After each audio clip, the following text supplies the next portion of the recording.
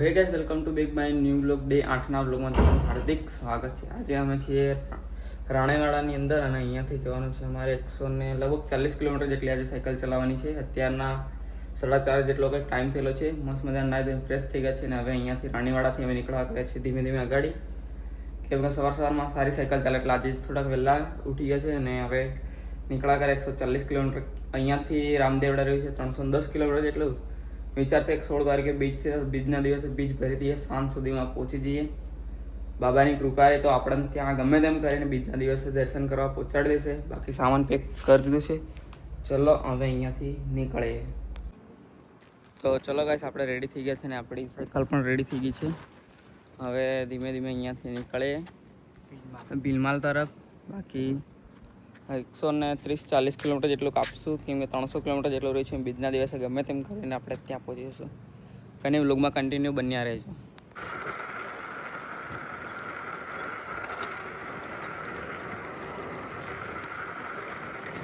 તો ગાઈસ, અત્યારના 6:30 જેટલો ટાઈમ થયો છે અને અહીંયા નાયરાનું પેટ્રોલ પંપ હતું તો પાણી ભરવા માટે ઊભા હતા। વરસાદ જેવું વાતાવરણ થયું હતું પણ ખબર નહીં ક્યાં ગયું, જતું રહ્યું પાછું।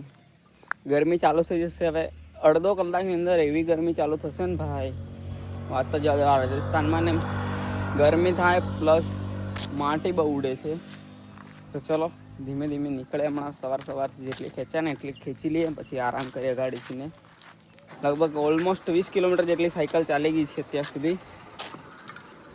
ચલો આપણે રફતાને લઈને આપણે ગાડી તરફ નીકળે।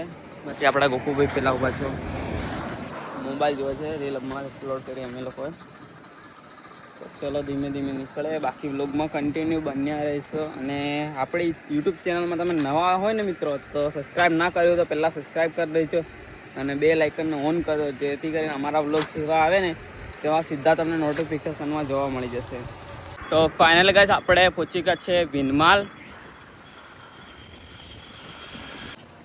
તો ગાઈસ, અત્યારના 9:30 જેટલો ટાઈમ થયો છે અને લગભગ 40 કિલોમીટર જેટલી આપણી સાયકલો ચાલી ગઈ છે। હજુ ચલાવવાની છે 100 કિલોમીટર। રેસ્ટ કરવા માટે ઊભા હતા અડધો કલાકથી। હવે ચલો ધીમે ધીમે નીકળ્યા ગાડી તરફ। થોડો થાક તો લાગે છે પણ વાતાવરણ ઠંડુ છે એટલે સાયકલ ચાલે છે। હજી તો 9:30 થયા છે એટલે 1 વાગ્યા સુધી ચલાવ્યા, પછી પાછા આરામ કરશું, પછી પાછા રનિંગ પકડશું। સાંજ સુધીમાં આપણે પહોંચી જઈશું જ્યાં રોકાવાનું છે ત્યાં। તો ગાઈસ, આપણી સાયકલો ચાલી ગઈ છે 55 કિલોમીટર ને અત્યારના વાગી રહ્યા છે 11। હજુ આપણે 80 કિલોમીટર પ્લસ સાયકલ ચલાવવાની છે। જોઈએ ભાઈ, બહુ ગરમી થાય છે। આપણા ગોકુભાઈ સામે ગયા છે કોલ્ડ ડ્રિંક ને એવું લેવા માટે। ચલો એ આવે પછી જઈએ। બાકી 55 કિલોમીટર ચલાવી છે, સવારના નીકળેલા હતા ભાઈ ને હજી 80 કિલોમીટર જેટલી સાયકલ ચલાવવાની છે। ધીમે ધીમે કવર કરી લઈશું। હમણાં વચ્ચે તાપ ચાલુ થઈ ગયો હતો ને એટલે ઊંચી ચાલી અને પવન સામું આવે સાયકલને, એટલે સાયકલને અગાડી જવા બદલે પછાડી આવે। જેટલા પેન્ડલ અગાડી મારે એટલા પછાડી જતા એવું લાગે। તો કંઈ નહીં, એ આવે પછી ધીમે ધીમે ગાડી તરફ નીકળે। ગરમી તો થાય જ ભાઈ, ભલે ઠંડુ વાતાવરણ છે પણ ચલો ધીમે ધીમે જે આવી ગયા છો કોલ્ડ ડ્રિંક લઈને। શું લઈને આવો છો? હિલ્સ લીધી? હિલ્સ છે नहीं रहती है आपके गुजरात में मड़न। तो गाइस, जो हमारे गुजरात में मिलती है वो वाली यहाँ पे नहीं मिलती है। ये हमारे गुजरात में हिल्स मिलती है, वो नहीं, अलग ही है। ये अलग ही लेवल का है। और यहाँ पे चिप्स भी देखो अलग ही है। प्राइस क्या है इसकी? प्राइस भी ज़्यादा होंगी शायद। तो कितनी प्राइस है? कितनी है आप लेके आपको नहीं पता क्या? ना, ये नंबर जोड़ा है ना। हाँ, 140 में पे किया। કેટલા વગેરે? 140 140 60 120 ની તો આ જ છે। આ 10 કેટલાની હશે પછી? 140 પે કરીએ તો 60 120 આ થયા। એના 20 લીધા એમ લાગે। આ તો 165 રૂપિયા લીધા છે આના ભાઈ। 60 રૂપિયાની છે લગભગ।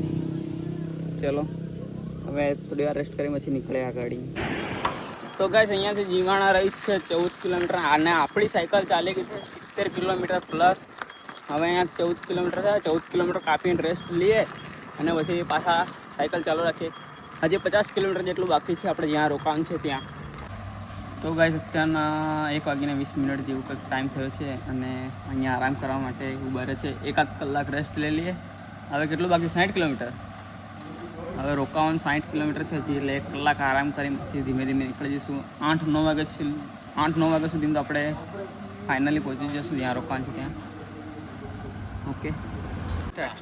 તો ગાઈસ તમે બધા પૂછો છો કે જ્યારે અમે યાત્રા કરતા હોઈએ ત્યારે અમે શું ખાતા હોઈએ છીએ, શું પીતા છીએ.